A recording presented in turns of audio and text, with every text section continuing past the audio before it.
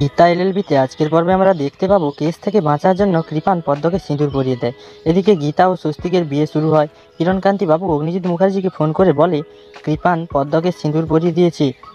তখন অগ্নিজিৎ মুখার্জি বলে কিরণকান্তি বাবুকে কৃপানকে তাড়াতাড়ি থানার বড়বাবুকে ফোন করতে বলো, না হলে স্বস্তিক গীতাকে সিঁদুর পরিয়ে দেবে। কৃপান বড়বাবুকে ফোন করে বলে আমি আইনি ও শাস্ত্রমতে পদ্মকে বিয়ে করেছি, বউ ভাতে ভুরি ভোজ করে খেতে চলে আসবেন। স্বস্তিক গীতাকে সিঁদুর পরাতে যাবে। বড়বাবু বলে দাঁড়ান অগ্নিকন্যা, কৃপান পদ্মকে বিয়ে করেছে আইনি ও শাস্ত্রমতে। গীতাও বড়বাবু করে আসে কৃপানের বাড়িতে। কিরণকান্তিবাবু ও কাফেয়া গীতাদের ভেতরে যেতে দেয় না। গীতা ভেতরে এসে দেখে পদ্মের মাথায় সত্যি সিঁদুর পরা। তাই গীতা বড়বাবুকে বলে জোর করে বিয়ে দেওয়ার জন্য পুরো বাড়িকে অ্যারেস্ট করুন বড়বাবু।